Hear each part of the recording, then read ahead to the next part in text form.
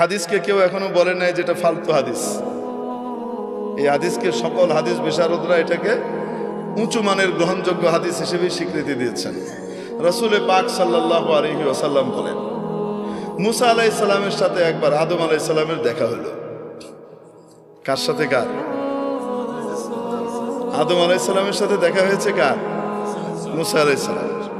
তো মুসা আলাইহিস সালাম আদম আলাইহিস সালামকে বলছেন, আব্বাজান, আল্লাহ তাআলা এত কিছু জান্নাতে আপনাদেরকে দিয়ে রাখলো, শুধু একটা গাছ এটার কাছে যেতে না করলো, এটা না খাইলে হতো না? কেন? আপনি খাইছেন বলে তো আমরা দুনিয়াতে আইতেছি। আপনি দুনিয়াতে আসছেন, আমরা দুনিয়াতে আসছি। আইসা যে ফেরাউনের কবলে পড়ছে, জ্বালায় মারতেছে। যুগে যুগে ফেরাউন, পুরুষ ফেরাউন, মহিলা ফেরাউন জ্বালায় শেষ করে দেয়। এক এক সময় এক এক ফেরাউন আসে। এই যে আমরা এখন কি করতেছি, জ্বলতেছি। আপনি কেন খাইলেন? এটা না খাইলে হইতো না। আপনার কারণে আমরা এই পেরেশানিতে পড়ছি। বুঝেন কি বলেন? সমস্ত পেরেশানিতে পড়লাম কার কারণে? আপনার কারণে। কে বলতেছে? মুসা আলাইহিস সালাম। আপনি এটা কেন খাইলেন? অর্থাৎ আদম আলাইহিস সালাম বলতেছেন, আমি খাইছি, তোমারে কে বলছে এই কথা? বুঝছেন? মুসা আলাইহিস সালাম বলেন, আমি বলি আপনাদের বাবার ছেলেদের মধ্যে সাধারণত 2 নম্বর ছেলে যেটা হয় মাজ্জা, এটা চেতা টাইপের হয় সাধারণত। আল্লাহ তাআলা এটারে বানান শত্রু বাহিনী এসে যেন তার বাপের জমি টমি দখল করে নিতে না পারে।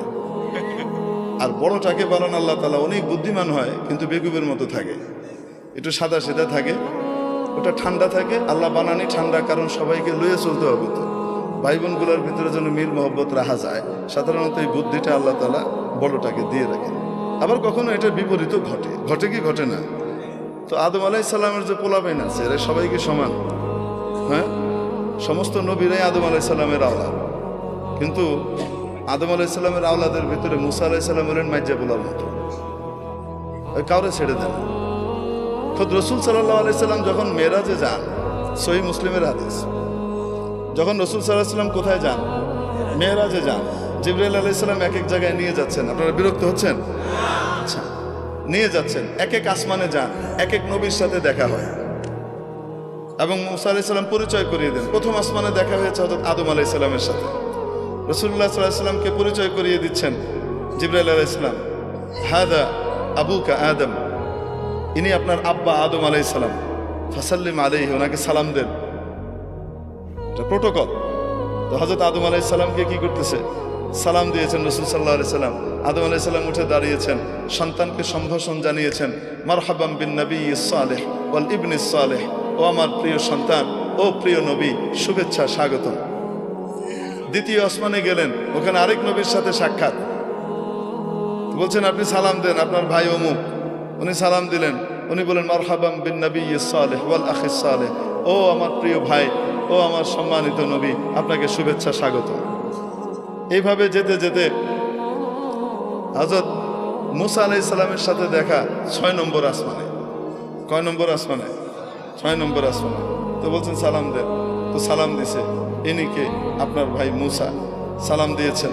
রাসূল সাল্লাল্লাহু আলাইহি ওয়াসাল্লাম বর্ণনাও করেছেন যে আমার ভাই মুসা তোমাদের মতো, তোমাদের মধ্যে অমুকের মতো দেখতে, কাজদে শানুআহ, এদের লোকগুলা যেমন হয় মুসা আলাইহিস সালাম দেখতে এরকম।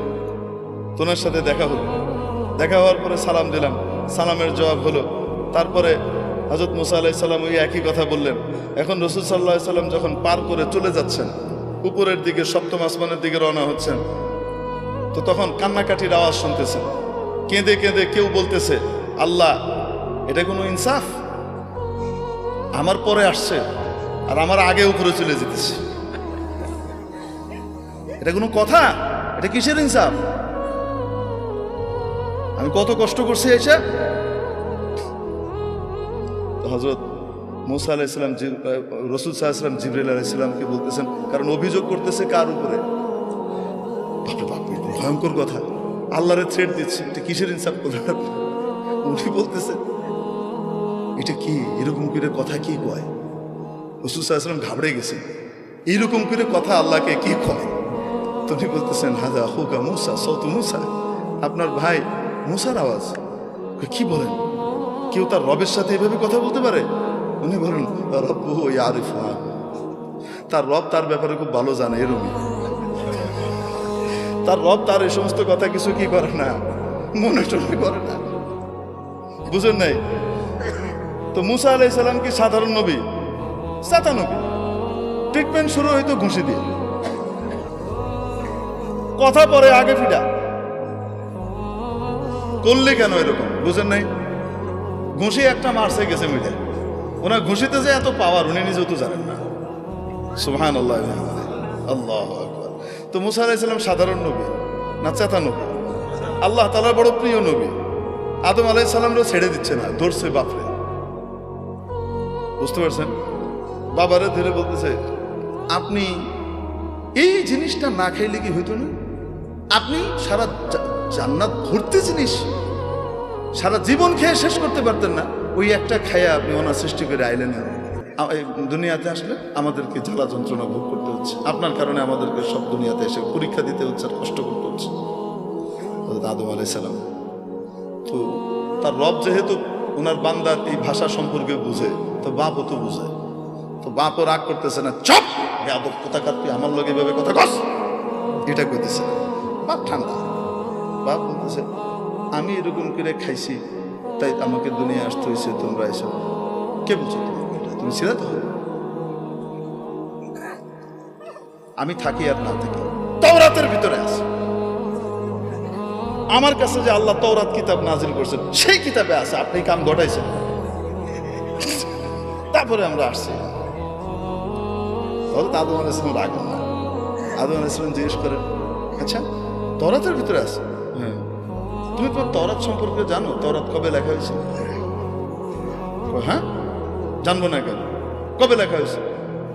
আপনার জন্মের 50,000 বছর আগে লেখা হয়েছে। আরেক হয়তো 40,000 বছর আগে আছে। 50,000 বছর আগে লেখা হয়েছে। ও, আমার জন্মের 50,000 বছর আগে তোমার তাওরাত লেখা হয়েছে? হ্যাঁ, তাওরাতের ইতিহাস আমার উপরে তাওরাত নাযিল হয়েছে, আমি জানবো না? আচ্ছা, তো বেটা একটু বলো দেখি, আমার জন্মের 50,000 বছর আগে তোমার কিতাবে যেটা লিখে দেওয়া হয়েছে সেটা আমি করছি, আমার দোষটা কি? আমি করছি না উনি চাইছেন তাই করছি? আরে পরের কথাটা হাদিসে নাই, আমি বলতেছি। আরে যদি আমি ওইটা না খাইতাম তুমি আমার উপরে প্রশ্ন উত্থাপন করার সুযোগ পাইতা না। আমরা মিয়া বিবি জান্নাতে থাকতাম, পোলাপাইন তো আর হইতো না। পোলাপাইন হওয়ার জন্য কিছু নাপাক জিনিস বের হয় কি হয় না? ওটা তো জান্নাতে বের করার কোনো সুযোগ না হয়। তো তোমার দুনিয়াতে আসার জন্য তো, এই কথা কবার জন্য তো আমার নিচে আসা দরকার ছিল। তোমার তো শুকরিয়া আদায় করা উচিত যে আমি ওইটা খাইছি তাই তুমি জান্নাতের মুখ দেহ নবী হইছ। এটা উনি আমি ভাবার তো বললাম, কিন্তু আদম আলাইহিস সালাম বলছেন যেটা আমার জন্মের এত হাজার বছর আগে তোমার কিতাবে লিখে দেওয়া হয়েছে সেটার জন্য কি আমি দায়ী? আদম মুসা আলাইহিস সালাম চুপ মেরে গেছেন। রাসূলুল্লাহ সাল্লাল্লাহু আলাইহি ওয়াসাল্লাম এখানে বলেন খুব মজার কথা, ফাহাজ্জা আদম মুসা, আদম মুসাকে পথ কেটে ফেলাই দিছে। আদম মুসাকে এভাবে কি করছেন? ধাই করে ফেলে দিয়েছেন, হারিয়ে দিয়েছেন। আমরা বলি না আদম মুসাকে কি করেছেন? হারিয়ে দিয়েছেন। রাসূল সাল্লাল্লাহু আলাইহি ওয়াসাল্লাম এটা যখন বলেন বলতে গিয়ে হেসে দিয়েছেন, কারণ বাপের গর্ব তো নিজের গর্ব, আরে কয় না কেন? তো আমরা আদমের সন্তান, এজন্য কি আমরা লজ্জিত না গর্বিত? তো এই যে হযরত আদম আলাইহিস সালামের সাথে মূসার কথোপকথন, আলাইহিস সালামের কথোপকথন কোথায় হয়েছে, এই হলো প্রশ্ন। বুঝাতে পারি নাই? মুহাদ্দিসিনে কেরাম এখানে ঘাটাঘাটি করছেন যে এই দুইজনের সাক্ষাৎটা কোথায় ঘটেছিল। অনেকগুলো মত আছে। এক হলো রূহ জগতে ঘটেছিল, আরেক হলো এখান থেকে যাওয়ার পরে এল্লিনে ঘটেছে, দুইজনের ওখানে দেখা হয়েছে তখন হয়েছে। সবচেয়ে গ্রহণযোগ্য মত হলো আদম আলাইহিস সালামের জায়গায় আর মুসা আলাইহিস সালাম দুনিয়াতে মুসা আলাইহিস সালামের জায়গায়, এখানে থেকে বাপের সাথে একবার কন্ট্যাক্ট হয়েছে। বাবার সাথে কি হয়েছে? কথাবার্তা হয়েছে। কিভাবে হয়েছে? কে করছেন? এটাকে বলে হেদায়েতে লুৎফিয়া, টেস্টি হেদায়েত। এই হেদায়েতের ভিতরে স্পেশাল স্বাদ আল্লাহ দান করেন। 7 নম্বর মানা হলো হেদায়েতের রিদওয়ানিয়া, সন্তুষ্টের ঘোষণা দেওয়া। হেদায়েত মানে হলো সন্তুষ্ট হয়ে গেলাম এই ঘোষণা দেওয়া। সূরা মুহাম্মাদের মধ্যে আছে ওয়াল্লাযীনা কুতিলু ফি সাবিলিল্লাহ,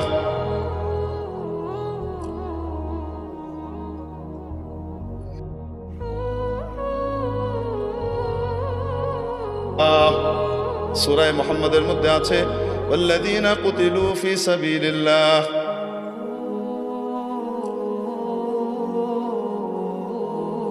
ইন্নাল্লাযীনা কুতিলু ফি সাবিলিল্লাহি ফালান ইউদিল্লা আ'মালাহুম সায়াহদিহিম ওয়া ইউসলিহু বালাহুম। নিশ্চয় যারা আল্লাহর রাস্তায় শহীদ হয়েছেন তাদের আমলকে আল্লাহ নষ্ট করবেন না, অতি সত্বর আল্লাহ তাদেরকে হেদায়েত দিবেন। তবে দুনিয়া থেকে মরে চলে গেছে, আবার হেদায়েত দিবেন মানে? শহীদ তো দুনিয়া থেকে চলে গেছেন, তাকে আবার হেদায়েত দেওয়ার অর্থ কি?